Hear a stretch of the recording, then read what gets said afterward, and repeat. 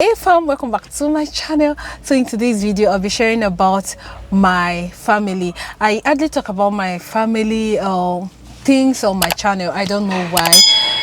Maybe I don't know. I've been married for 9 years. Yeah, this baby girl has been married for 9 years, so I think I have the legal right and something to give you tips. Okay, background story. My husband's family saw me first, then introduced me to my husband. Do you get? Yeah, so my marriage was like an arranged marriage kind of.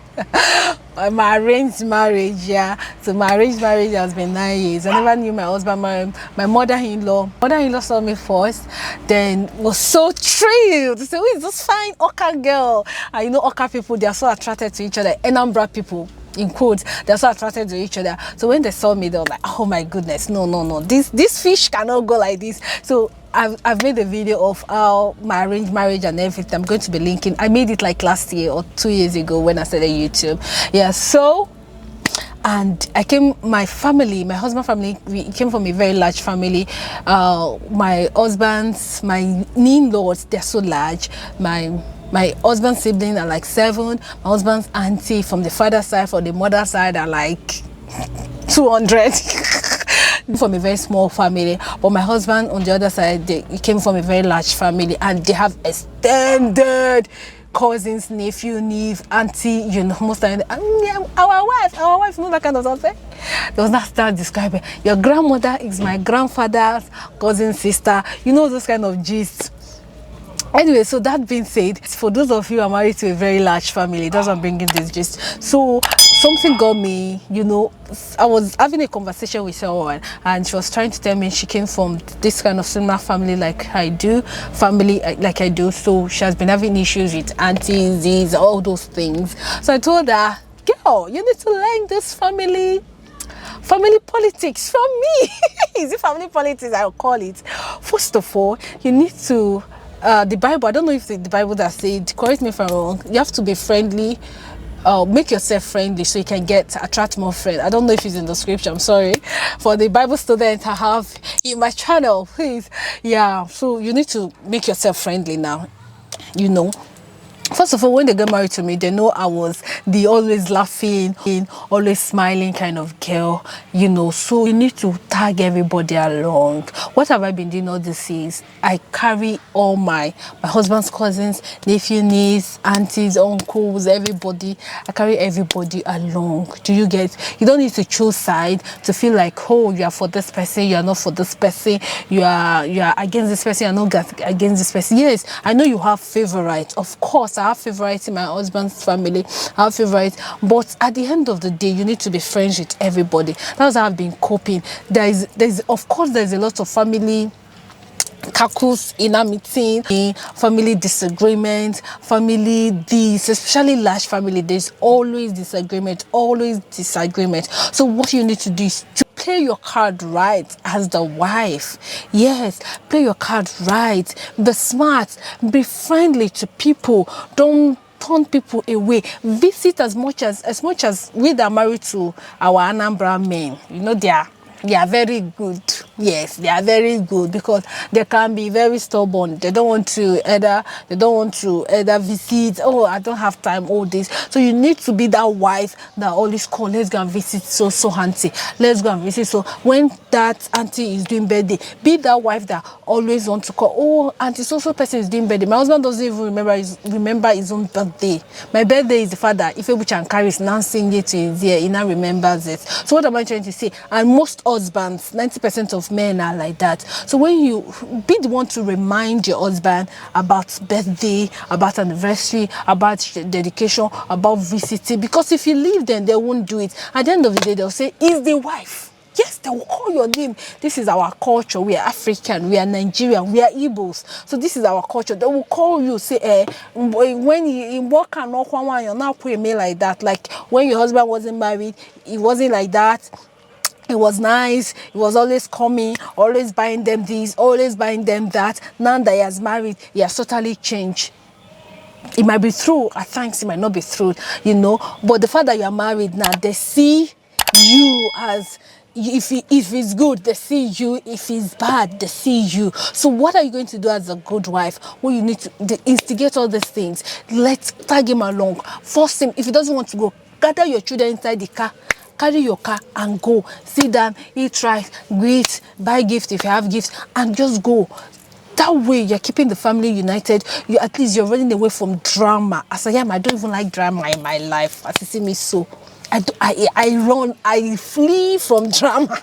I literally escape from drama. So to avoid all those family drama, anything family matter, because if you enter that family matter, yes, I know you might feel, oh, there's nothing after all. After they want me to go, I will go. After I'm there, am I not trying for their son? All those kind of things. Do you think it's easy out there?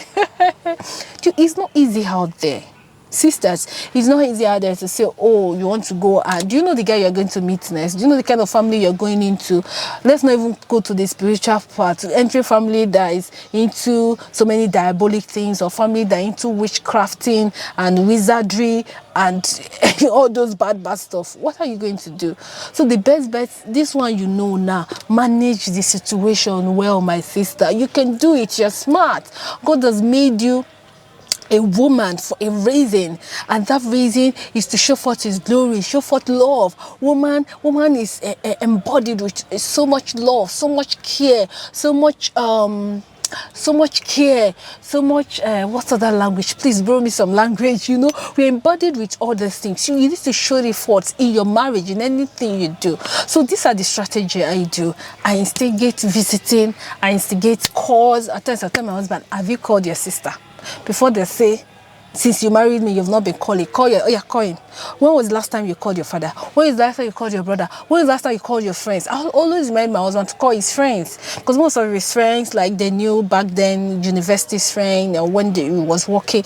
Oh, now, men move on. Men, the way they are wired is totally different the way we are wired. So those calls remind him, of course. Don't be a wife that instigates evil. Then if you say, oh, this your sister-in-law is this, even as much as my husband supports me in everything, whenever he's trying to support me or he's trying to talk, I will just keep your mouth short. Just keep it short. Whenever there's disagreement, oh, your wife did this. There's been cases in my marriage where my in-laws said I did this, I didn't do this, and my husband was supporting me. While he was supporting me, my mouth was shut, because your husband is already supporting you. Why shall you? What are you not saying? The fact that your husband is supporting you, keep your mouth shut. That might be. I'm not saying when you're doing all these things, you're being nice to your in-laws, you are doing all these things, and there won't be disagreement. Of course not. There will definitely be disagreement. People will misunderstand you. People will judge you wrongly. This is Africa. This is Nigerian, and we are dealing with different set of people here. So when that time calls, and you are lucky to have a husband who always supports you, always guide you, not really support you when you're doing bad or wrong, is supporting you, who always guide you from negativities. Yeah, just what did I say? Keep your mouth shut. Keep your mouth shut. Don't even say a word. Stay by your husband. So basically, that's just the trick I've been using, the hack I've been using as a wife that's been married for 9 years, living in a very large home. I've not even done a lot of videos of my husband's family there. I will keep saying my husband's family. It's my family too. My family, of course. There was a video I made, and I said my husband's house. A lot of people were like, which is not your husband's house. It's your house. What can I say? Yeah, I know. So I'm talking of how to, relate with your family. These are your family now. So, and if you see them as truly your family, relating with them won't be difficult. I think a lot of wives don't see their husbands' people as family. That's where this disagreement, hate, and all the strife comes in. When you really see them as family, and these people, I know there are cases where your husband's family, some family members are some banja, according to us. Some of them are some banjo in their head. But the banjo over here, and you with wisdom, you'll be able to deal with, sort out those ones. Just sort out those ones that has a banjo, so then one at one side, and bring the ones, and together you can just work on the banjo people. I'm sorry, I'm using that word banjo because there are some terrible in-laws. Yes, there are some terrible in-laws. More.